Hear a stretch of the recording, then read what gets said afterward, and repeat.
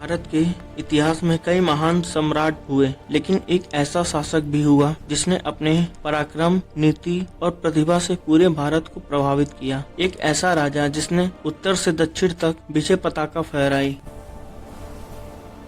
जिसे इतिहासकारों ने कहा भारत का नेपोलियन। लेकिन क्या वो केवल एक विजेता था या वो एक कुशल प्रशासक, कला प्रेमी और दूरदर्शी शासक भी था? आज के इस वीडियो में हम जानेंगे गुप्त वंश के सबसे महान सम्राट समुद्रगुप्त की पूरी कहानी।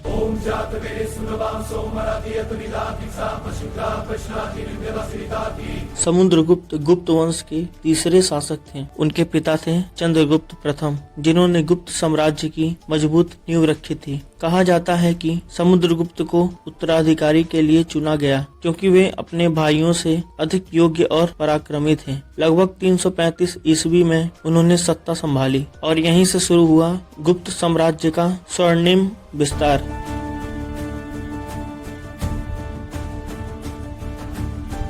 सत्ता संभालते ही समुद्रगुप्त ने अपने विरोधियों को शांत करना शुरू किया। उन्होंने आर्यव्रत के 9 राजाओं को पराजित किया। इस राज्य को सीधे अपने साम्राज्य में मिला लिया गया। उनकी रणनीति स्पष्ट थी, जहां आवश्यक हो सीधा नियंत्रण, जहां संभव हो अधीनस्थ शासन। उनकी सेना अनुशासित और शक्तिशाली थी। उनका उद्देश्य केवल जीतना नहीं बल्कि स्थायी सत्ता स्थापित करना था। अब बात करते हैं उनके दक्षिण भारत अभियान की।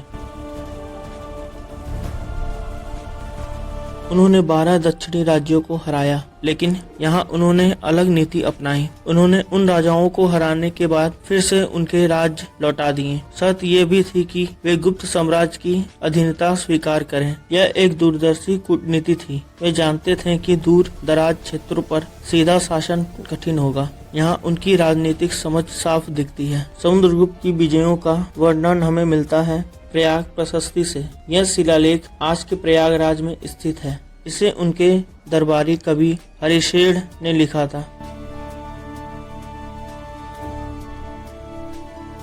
यह स्तंभ मूल रूप से सम्राट अशोक द्वारा स्थापित कराया गया था। इसी प्रशस्ति के आधार पर इतिहासकारों ने उनके अभियानों और नीतियों का विश्लेषण किया। समुद्रगुप्त सिर्फ तलवार से धनी नहीं था, वे एक कुशल वीणा वादक भी थे।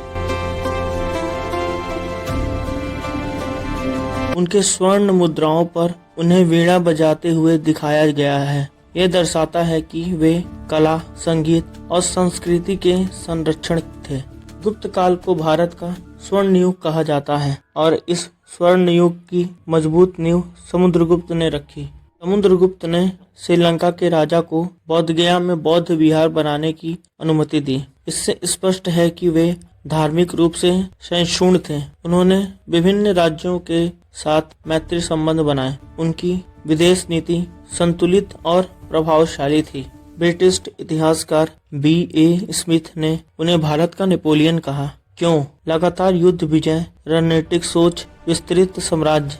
लेकिन एक अंतर था, नेपोलियन का साम्राज्य अस्थायी था, जबकि समुद्रगुप्त ने स्थायी और मजबूत शासन की नींव रखी। समुद्रगुप्त केवल एक विजेता नहीं था, वे एक राष्ट्र निर्माता थे। उन्होंने भारत को राजनीतिक रूप से संगठित किया, सांस्कृतिक रूप से समृद्ध किया और प्रशासनिक रूप से मजबूत बनाया। अगर आपको ऐसे ही ऐतिहासिक विश्लेषण चाहिए तो चैनल को सब्सक्राइब करें, क्योंकि इतिहास केवल अतीत नहीं, हमारी पहचान है। धन्यवाद।